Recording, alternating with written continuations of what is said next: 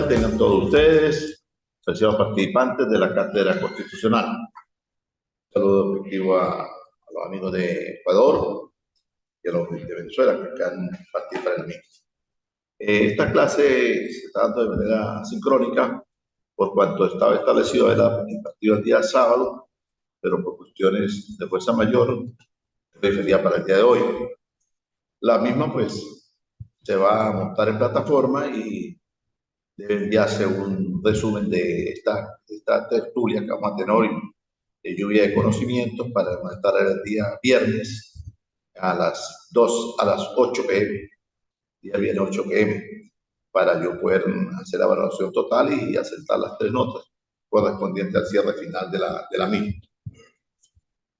Pues, en esto tratamos a la mayor brevedad posible y tratando de aumentar el conocimiento.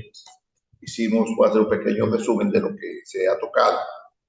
Tocamos en la primera clase sobre el derecho constitucional relacionado con Venezuela y Colombia. En aquella oportunidad comenzamos a buscar el origen de la palabra constitución. De igual manera vimos cuál es el fundamento escrito de la Constitución. ¿Qué es la Constitución de la República de Ecuador? ¿Qué es la Constitución de la República de Venezuela? Y de igual manera, ¿qué permitía la Constitución de la República de Ecuador? ¿Cuándo nació la Constitución de Venezuela?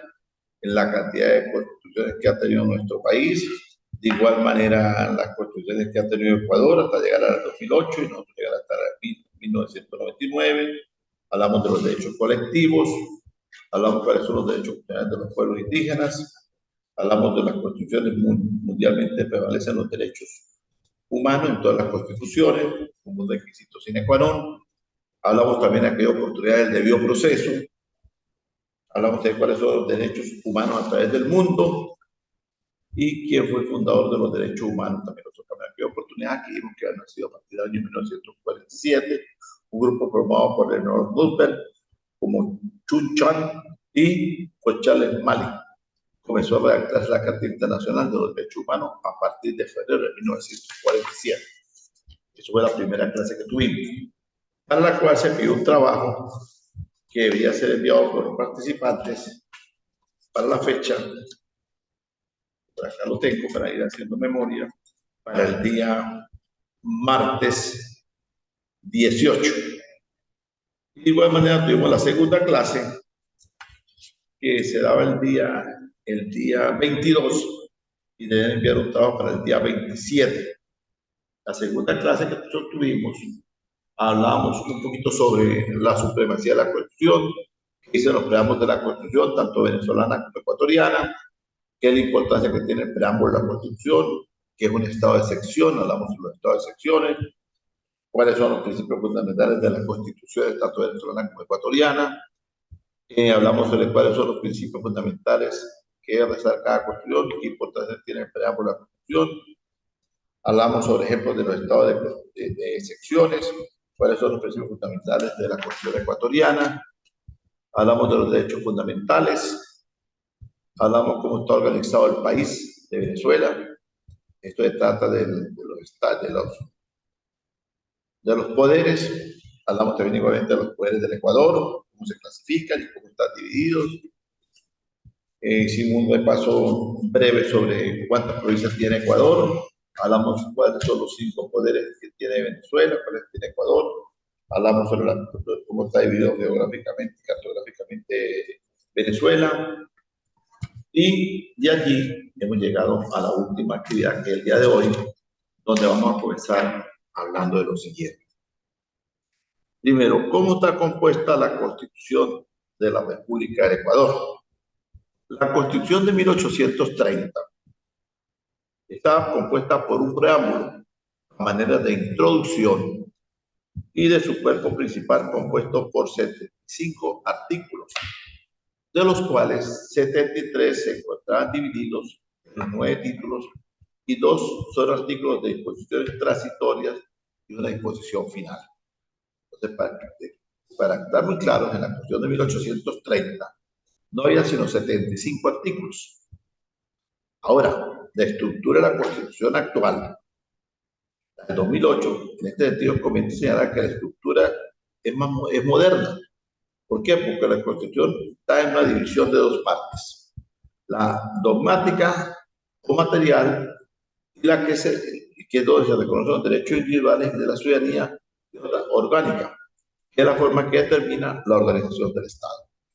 Tenemos que ser muy precisos en la parte dogmática. Dogmática es lo que tiene que ver con la materia que reconoce los derechos individuales de todos ciudadanos. Y la orgánica es la que se dedica, la que está estructurada para ver sobre el cumplimiento del Estado. Porque el Estado también tiene obligaciones y tiene derechos. Y nosotros, ciudadanos comunes y corrientes que habitamos en un país, también la cuestión nos da derechos, nos da garantías, pero también nos da deberes. Haciendo un pequeño resumen, el 20 de octubre de 2008 entró en vigencia la Constitución de la República de Ecuador y fue aprobada por una asamblea constituyente que se instaló en Montecristi, Manabí, y que fue formada por un grupo de constituyentistas y que dio origen en el año 2008, 20 de octubre, y que comenzó con un estudio a partir del año 2007 hasta el 2008 completarse el nacimiento de la Constitución que actualmente rige los destinos de la República Hermana del Ecuador. Algo muy típico para señalar, que habrá bastante relación, el artículo 37 de la misma, que indica que las personas adultas mayores, niños y niñas adolescentes, mujeres embarazadas, personas con capacidad, personas privadas de libertad y quienes adolezcan de enfermedades catastróficas o de alta complejidad, recibirán la atención prioritaria y especializada en los ámbitos públicos y privados. Es el deber del Estado garantizar la salud y la estabilidad de la misma a toda persona adulta, mayores, niños, niñas, adolescentes, mujeres embarazadas, personas con discapacidad e inclusive las personas que están privadas de libertad.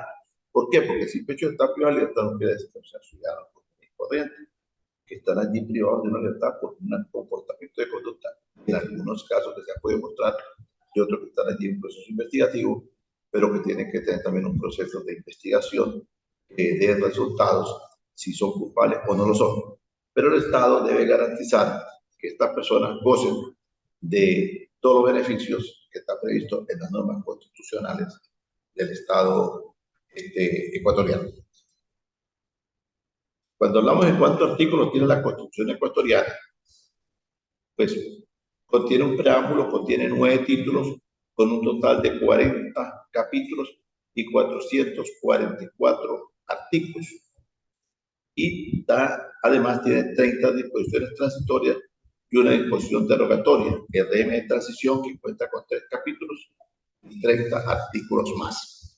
Podemos ver cómo el modernismo y el crecimiento de la población y todas esas cuestiones pues hace que cada día se vayan retirando más artículos, más obligaciones, más deberes, más responsabilidades y más garantías para la ciudadanía, porque cuando vamos a la cuestión de 1830 del Ecuador, no tiene nomás sino 75 artículos y de los cuales habían 2 que eran artículos de disposición transitoria y una disposición final, o sea, eran 73 artículos nomás que regía la Carta Magna de 1830 para la República de Ecuador. Hoy en día pues estamos hablando que tiene un total de 444 artículos. ¿Cuántos títulos tiene la Constitución? La Constitución de la República de Ecuador del año 2008 contiene el preámbulo 9 títulos con un total de 40 capítulos y 444 artículos. Sin embargo, la Constitución española, como para hablar de un poquito de derecho comparado, tenemos que la Constitución española se compone de un preámbulo seguido de un total de 169 artículos.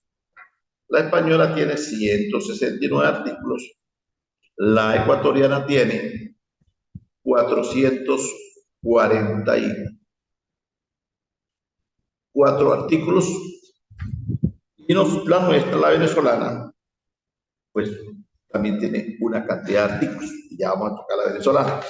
Esto tiene un juego, si se quiere, matemático para posteriormente sacar un resumen crítico a las situaciones que nos hace analizar profundamente tanto la Constitución ecuatoriana como la Constitución venezolana. Nombre la Constitución española porque nosotros somos países iberoamericanos. Y España, a pesar de estar en el continente europeo, forma parte de Iberoamérica, de nosotros los latinos, los del Caribe, los caribeños. ¿Por qué? Porque según nuestra tradición y nuestras refundaciones, pues es la madre patria, la madre España, los países iberoamericanos. Y así nos conocen los que estudiamos Derecho Procesal y todo, somos procesalistas iberoamericanos, porque tenemos la misma lengua, tenemos las mismas costumbres, independiente de algunos acentos que manejamos, pero nuestra lengua para todo el español, la castellana. La Constitución de Venezuela de 1811, de nombre oficial Constitución Federal para los estados de Venezuela, fue la primera constitución de Iberoamérica, promulgada y redactada por Cristóbal Mendoza y Juan Rosio, siendo sancionada por el Congreso Constituyente en 1811 en la ciudad de Caracas. ¿Quién fue su primer presidente de la primera Constitución de Venezuela? La primera Constitución, después de disuelta la Gran Colombia en 1827 y todo lo que hemos hablado anteriormente, pues nace la primera en 1830, la que ya era la Constitución de Venezuela. Y esa Constitución se da por el primer presidente de la República que asumió el mandato del general José Antonio Páez. Antonio Páez, prácticamente el primer presidente de ese entonces, fue el que promulgó la Constitución de 1830. ¿Qué dio origen a la Constitución? ¿Qué dio origen a la Constitución? La Constitución de los Estados,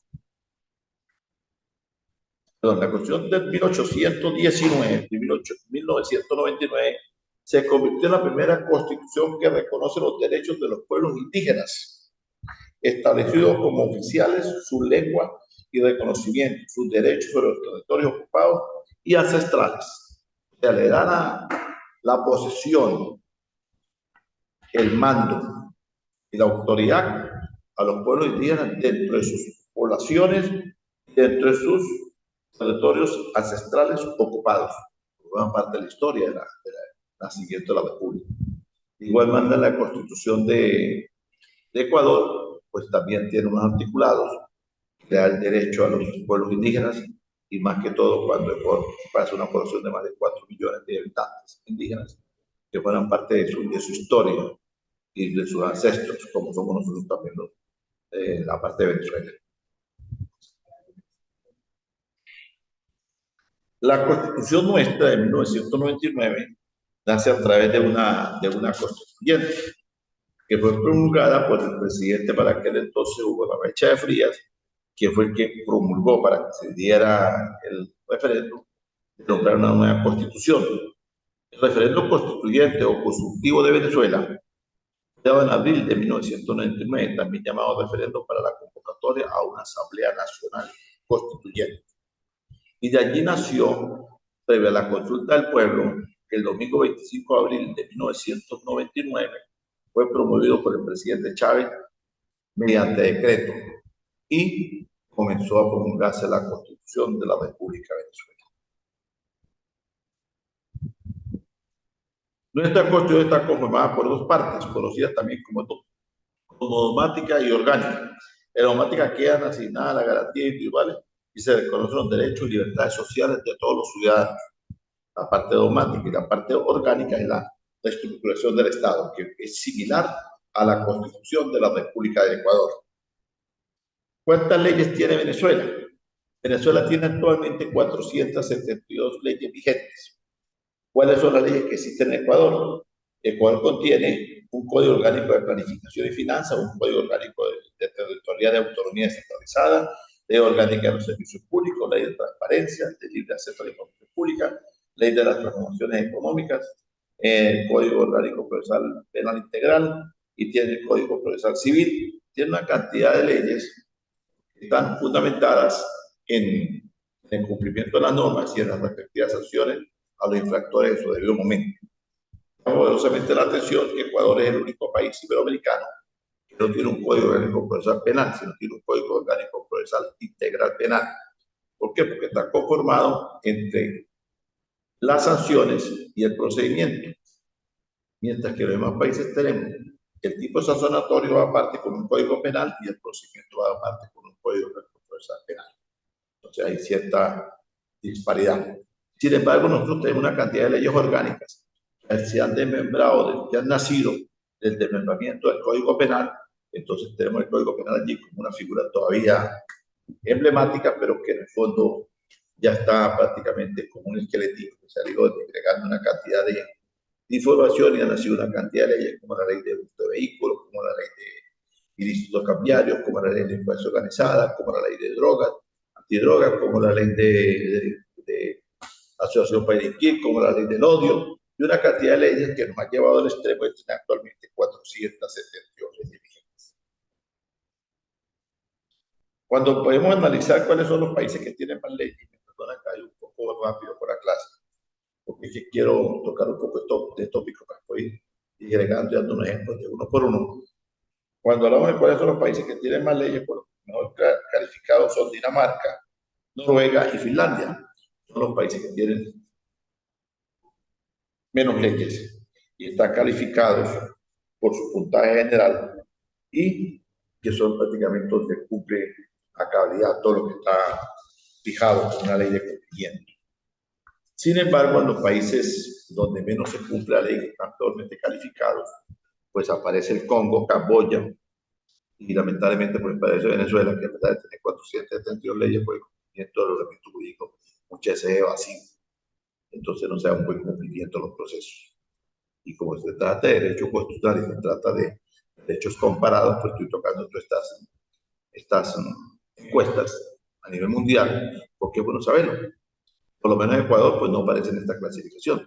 Aparece entre los países que están prácticamente, si quiere, bien calificados en el cumplimiento de las normas, inclusive con algunas excepciones que puedan tener. Pero para nadie es un secreto que Ecuador está suscrito con 27 tratados que guardan relación con el respeto de los derechos humanos. Y un país que tenga 27 tratados internacionales que guardan relación con los derechos humanos, o un país que clasifica en ser respetuoso de las leyes y las normas de cumplimiento para todos sus ciudadanos. Sin embargo, hay unos que tienen muchas leyes, pero entonces tampoco las cumplen. Entonces, no es la cantidad, sino la calidad. Como se diría académicamente o matemáticamente, la calidad debe ser poquito y no el montón. Entre más poquitas sean las cosas, son más suculentas de saborear. Una buena comida puede ser un plato pequeño, pero que esté bien, con buen sazón, pero un plato grandísimo y un montón de comida que no tenga nada, pues, prácticamente una bagatela y no tenemos sentido de hacer. Nosotros por lo menos tenemos ley reciente. A pesar de las 472, ya diríamos que tenemos las 473. Para probar una más, hace poquito. Fue aprobada el 25 de febrero de 2022 y fue publicada por la Reforma de la Gaceta Oficial el 27 de febrero. Se llama la Ley de Reformas Parciales del Derecho por rango, valor y fuerza de ley, que es la ley del impuesto a las grandes transacciones financieras. La última ley aprobada, la ley de impuesto a las grandes transacciones financieras. ¿Eso qué quiere decir? Que toda transacción financiera que usted haga debe llevar un impuesto. Hay algo que llama bastante la atención, ¿no? Porque el Estado debe garantizar el libre ejercicio de la economía, el trabajo, la fuente de enriquecimiento hacia la población. Y el impuesto es la tasa tributaria que recoge el Estado para poder dar cumplimiento también a sus obligaciones. Pero debe ser un impuesto bien planificado, bien analizado, bien estudiado, porque cuando son impuestos que van en contra del ente productor, entonces la causó un beneficio, causa un desbeneficio, porque entonces aleja las inversiones, aleja el aparato productor interno bruto y trae como consecuencia desempleo, y el desempleo arroja miseria, y la miseria arroja delincuencia, y la delincuencia arroja prostitución. Así mismo es. Tan sencillo como eso. Entonces muchas veces decimos, los que tenemos que ver con la relación del derecho penal, o los que guardan relación, permiso, con cuerpo de seguridad del Estado, es atacar la delincuencia. Se vale el peso del Estado. Pero el Estado tiene obligación de velar por algo que se llama criminología. La criminología es la obligatoriedad que debe tener el Estado en garantizar que toda la población habitacional dentro de su territorio nacional tenga una buena educación, acceso al trabajo, acceso a la economía, un buen salario, un buen nivel educativo, áreas de esparcimiento y educativos. Y con esto pues vamos obligando a la gente que esté marcada dentro de las normas exigidas, porque de esta manera manteniendo la mente ocupada, evitamos el ocio, y el ocio pues también conlleva a desviarse muchas veces, porque ¿qué pasa si una persona en un estado ocioso? Pues nada, pensar cosas que no le van a producir nada satisfactorio, mientras que una persona que está ocupada, que está trabajando, que está pensando, que está produciendo, que va a tener un salario, que va a ser dividido con sus obligaciones familiares, y va a estar crecimiento de lo que llama la familia. Es la normativa constitucional que vela por los derechos de la familia. Y cuando se quita el derecho al trabajo, se quita el derecho a las transacciones comerciales, se pone una cantidad de impuestos que van en contra del aparato productivo, pues prácticamente se ahuyenta al productor que pueda dar fuente de trabajo. Un país, por norma constitucional, no debe atacar al que produce, ni al que produce bienes y servicios, porque prácticamente va a acarrear más pobreza. Y la pobreza tiene que asumir el Estado. Entonces, papá Estado tendría que asumir todo, y muchas veces no puede asumir todo. ¿Por qué? Porque yo le voy a poner un ejemplo. Hay políticas, normas constitucionales de algunos países que no tienen lo que tienen algunos países nuestros. Tienen un mar, que tienen salida al mar, que una cantidad de cosas. Y hay países que no los tienen. Sin embargo, son países prósperos, países productivos, países con una buena administración política.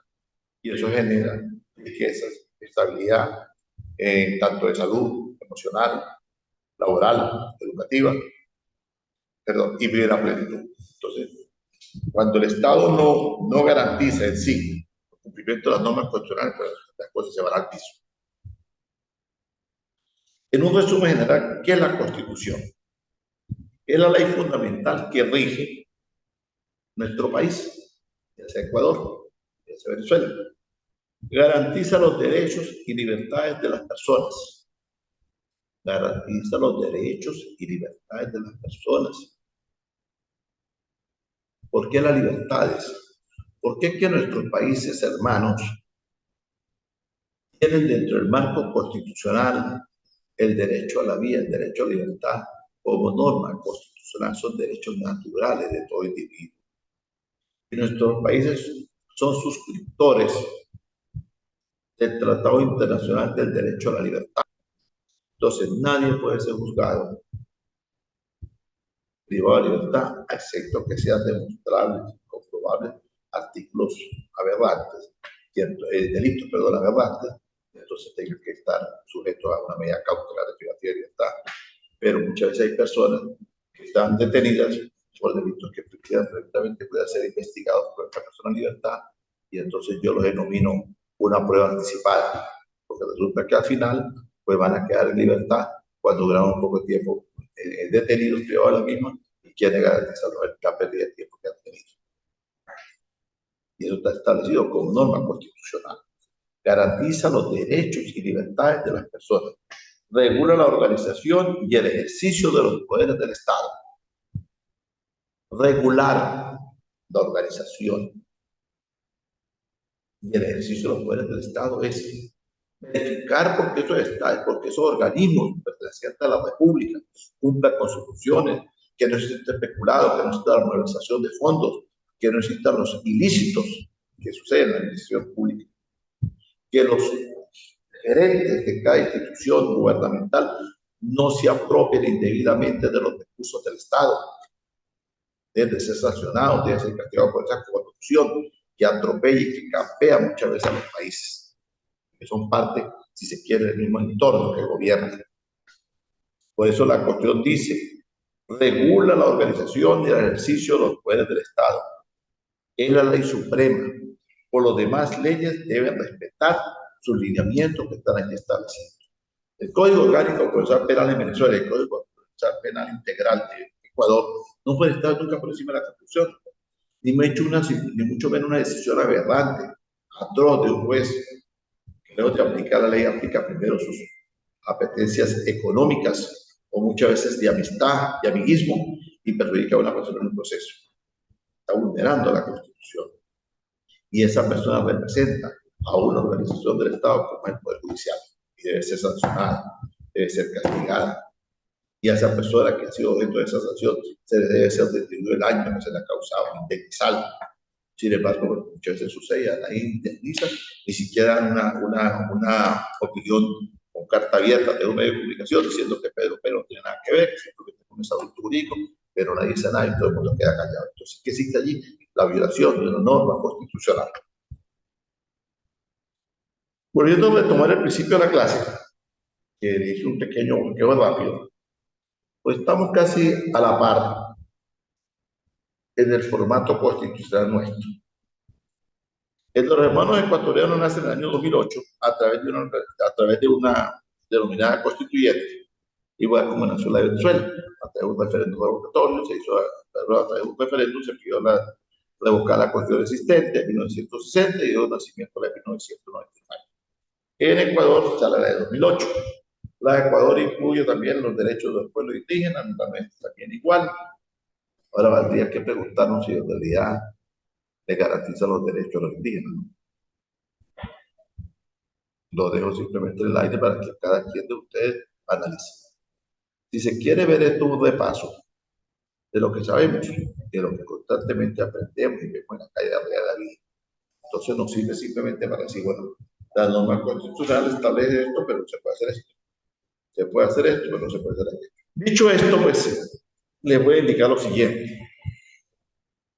Los trabajos, como estaban establecidos, uno estaba establecido para ser entregado el día martes 18, el otro se extendió un poquito más para que lo entregaran. Los dos trabajos, que estamos haciendo ahorita, por favor, deben entregarlo más tarde el día viernes, viernes de esta semana, a las 8 de la noche. El viernes estamos, no es que estamos, ya viernes para entregarles. El día viernes estamos el día 11. Entonces, el día 11 del mes 11 del año 2022, en la entrega de trabajo más tarde a las 8 p.m. Por favor, lo pueden enviar en plataforma. Si tienen algún problema por plataforma, por favor, entonces pueden enviar mi correo. Yo estaré aceptando notas a más tardar el día lunes de todos ustedes allí. Para mí ha sido un placer haber podido compartir con ustedes estos días que tuvimos este intercambio académico, el saber, el conocimiento a través de esta ventana que nos permiten las redes sociales y nuestra plataforma del municipio. De verdad que fue un placer, un gran abrazo, estoy a su entera disposición.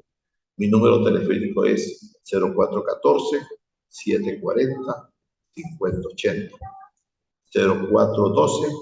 0412-208-5080. Cualquier duda que tengan para el trabajo, cualquier cuestión en que pueda servir, estoy a sus órdenes. Ha sido un placer, que gran creador del universo les bendiga y que la pasen bien.